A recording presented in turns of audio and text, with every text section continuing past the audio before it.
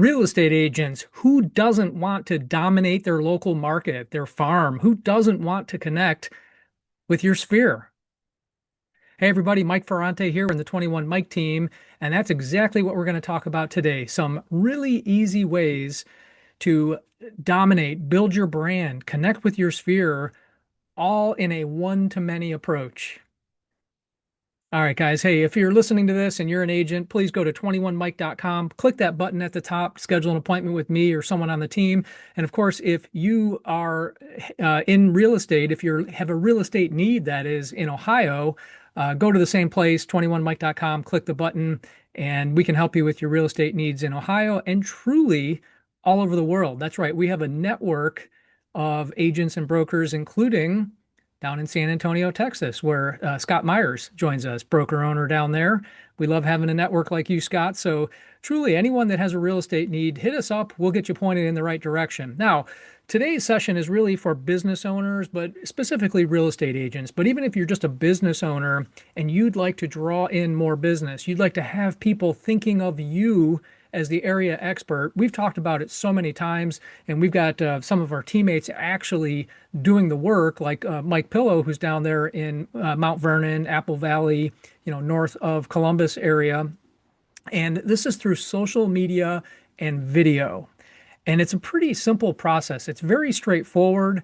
If you're afraid to do video, like Tom Ferry says, GOI, get over it. Because you've got to get yourself out there. And there's only two ways to do it. Okay, there's two ways to do it. There's one-to-one, where you're going to reach out and talk to people, your sphere and otherwise, on a one-to-one basis. And look, that's great. I love one-to-one contact. But the other way to do it is one-to-many. That's where you put something out there, video, social media, and it reaches many, many, many people. Now, you may say, oh, Mike, I've tried that, and I've done posts, I've done videos, and I only get like 10 or 20 views and a couple thumbs up. Guys, I say, great. That's 10 or 20 people that thought about you. That's 10 or 20 people that watched your video. And apart from just the views and likes and shares that you get, that's content that you keep piling up.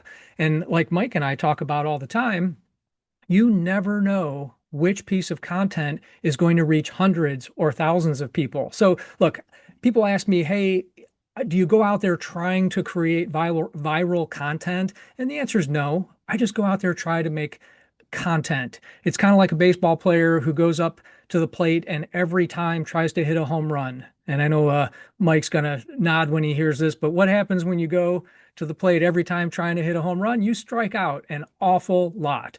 So what do baseball players say? Look, I'm just trying to make contact. I'm just trying to hit singles every time. And occasionally you're going to connect with one and it's going to fly over the fence. So the social media and video content production, it's not meant to be a home run every time. It's a building process. And if you don't start somewhere, you'll never reach that pinnacle. You'll never have thousands of subscribers like our guest, Kelly Ettrich. She's got thousands of followers and subscribers. On our YouTube channel, we have about 3,000 subscribers. By the way, if you're watching this on YouTube, smash that subscribe button. But it's not about becoming viral or having 1 million followers. I mean, look, that's really cool. I have a guy that I follow I believe he's in the Delaware area, and his name's Zachary Faust. He's on TikTok. Go ahead and look him up. I think he's Zachary Loft because he's got a boutique brokerage called Loft Realty out there, and he has millions. I believe it's multi-millions now, somewhere around 2 million followers on TikTok. Now he converts that to business. He's become a brand outside of his own brand. He's a brand on social media now. Look, that's 1 in 1,000, 1 in 100,000 people that are going to reach that. If you're just looking to build your local business, that's not the goal. The goal is to go out there and hit singles. So what do? You create content, and it's starting with a at least once a day post. I would argue that you should be trying to post 3 times a day. And a great rule to follow for anything that you do on social media is treat it like a cocktail party. Some of you guys have heard me say this before. I ripped this off from a guy who did a training for me, not just for me, but for a group of agents here locally. And he said, treat it like a cocktail party. You don't walk into a cocktail party and say, hey, everybody, I'm Mike Ferrante. I'm here. I'm a real estate agent. Anyone buying or selling? You buying or selling? No, you walk into a cocktail party and you strike up conversations. You learn about people. You ask them what they do. You express an interest. You try to find common denominators to discuss kids, family, work, the old Ford script for your sphere, family, occupation, recreation, and the D is dreams and hopes, FORD. So that's what you do at a cocktail party. And eventually the conversation circles back to you. And guys, we are so lucky to be in the real estate field. Do you realize how lucky we are? We're in a field. There's TV shows about what we do. House Hunters. There's Flip or Flop. Remember those guys? People love to watch about our industry. They'll actually pay for television to watch shows about real estate agents and brokers and buyers and sellers.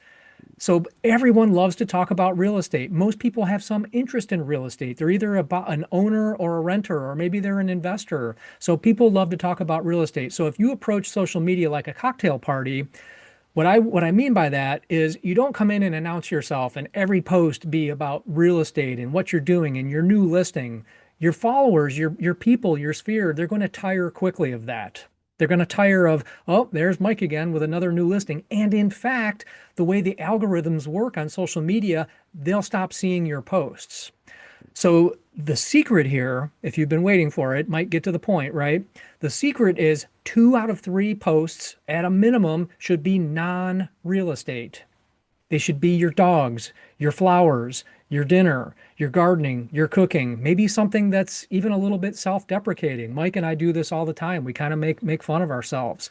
Mike creates images using different editors where he's on the album cover, for an old band, and he puts his head on the guitarist's head. I do plenty of videos. Like I did a live walking tour of a house just recently, and I stumbled during the tour. I literally tripped, and you could see the camera going like this. Did I stop that video? And no, it's hilarious. It's funny. People watch, especially live content, to see that kind of stuff. So don't be afraid to put yourself out there. But remember, 2 out of 3 posts minimum should be non-real estate. Now, the question becomes, of course, well, Mike, what should I be posting that's real estate related? Non-real estate, you guys got it. Share yourself. People want to know who you are. The real estate post can be anything. They can be video tours. Even if you don't have listings, get permission from a listing agent. Hey, I have a buyer interested in your property, or I'm just an agent working the area and I'd love to go tour your property and do a quick tour of it. Do I have your permission? It can be neighborhood tours. Guys, write this name down. Christoph Chu, Christophe, Chu, Choo. He's with Coldwell Banker in California. He just decided one day he was going to be a luxury agent. And what did he start doing? He's from Beverly Hills, and he started doing neighborhood tours, driving around, just telling people, hey, Brad Pitt used to live there, and this neighborhood is gated. Let's see if we can get in here today and drive around, and I'll show you what the houses look like. But by doing that, he established himself as an area expert. Okay, so it didn't happen overnight. Christoph Chu didn't just start doing tours and then suddenly sellers and buyers of multi-million-dollar homes started following him and asking him to help. No, it's a building process. You build the blocks, you start with the basic content. All right, so video tours, neighborhood tours, these are all great ideas. Now, I've got another one for you, and this is something, if Mike's able to chime in here, I'd love to hear about this a little more. But how about, we call them community spotlights. And we like to feature local businesses, local celebrities. Just recently, I did an interview with a state senator. Okay, now you're like, oh, Mike, everybody knows you. So of course, when you ask a state senator or a local mayor or the president of an HOA, I'm going down the list there of how hard they would be to get. They're going to say yes to you. No, Casey Weinstein had no idea who I was. I just messaged him through LinkedIn. And I said, hey, Senator Weinstein, I want to do a short show about you and tie it to real estate. I gave him a couple examples of things I wanted to talk about. He messaged me back and said, sure, when? Simple as that, guys. Imagine the brand presence that you have by interviewing local politicians, whether it's your mayor, whether it's a state senator, or even the president of your HOA. And do the same thing with businesses. When you feature a business, it's basically free publicity for them, And again, it paints you as an area expert. So, Mike, I think you might have stopped driving. Talk about the one that you did. I love this because it has already turned into potential business for you from what you've done for this guy. Well, I've actually done three. I did one today on my webinar, but the most recent one, we had a new business that just opened up as it's a hunting supply store, and I did their grand opening. I set up a canopy and spent the day out there. I did a couple videos prior to and put them out on social media, just advertising their open house, or not open house, but their grand opening. And they had a 2 day grand opening, and it was just nonstop traffic. And I asked the owner, I said, start asking the people where they heard about the grand opening, whether it's, that way you know what's working, is the mailers or through my video. And when he started doing that, he calculated roughly 40 to 50% of the people saw my videos. And it was 2 days, just nonstop traffic from the first day was from 7:30 to 7 at night. Second day was 7 to 4:30. And I couldn't tell you how many people came through there. And then also did a webinar with a township trustee that was running for re-election. And that was a huge success. And we actually did the Fish Club restocking event together. And then today I just had one of our old teammates on my webinar, William Hall, uh, highlighting his business. He moved down to the Newark area, and he's trying to get himself established down here with his new landscaping and handyman services. So William had a great show today. So I mean, and all these webinars are helping people, and that's where I try to keep the focus, Yeah. is So how can we help. let's shift now to like the results because people are probably saying, okay, I get the concept, but how does that help my real estate business? So first question, these local businesses, the township trustee, they obviously know and touch a lot of people. So how do these people who you featured, who you brought 40% of their traffic to their grand opening, how do they feel about you? Well, I had some people come up to me and mention they saw my video. They, and as silly as this sounds, they actually acted like they were about half starstruck because they saw me on their computer. But it gets people to know who I am, and that I'm involved in the community, and I'm the local mayor, and it's going to turn into listings. I've already gotten one listing out of that open house, or not the open house, but the grand opening. That's through the buyer or the owner of the show. Wow, I'm all over the place. Um, So talk about that. Tell that story. So concrete evidence here. You did this grand opening and you got a listing out of that? How did that happen? I don't believe you. well, the owners they're actually, they had a house to flip, and they're just finishing up the flip. And I was talking to them about doing this webinar and such, and they needed a realtor. And guess who was available? So I have their listing, and I've already taken him to show him a couple other homes, get ready for their next flip. So this is going to be a continuous thing here with these guys. Then the one owner, he's wanting to sell his house. So he's going to have me list his house and find him another home in Danville. And it's starting to snowball just from this one, just for me spending a little bit of time and effort helping promote their business.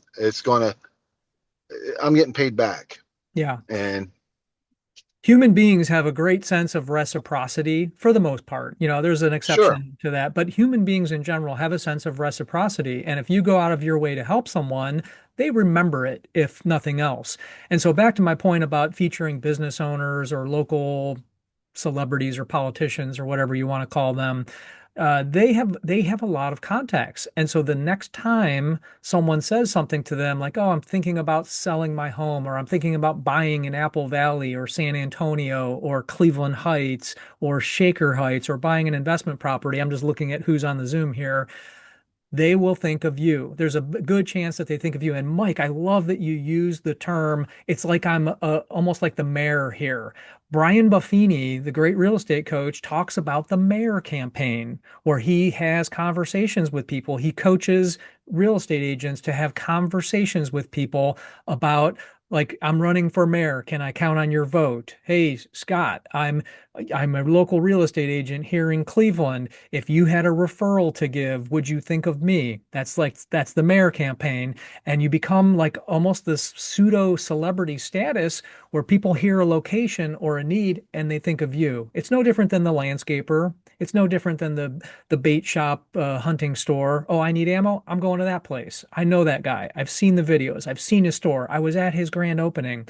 It's a way to build brand, build loyalty, which is what this social media video stuff is all about.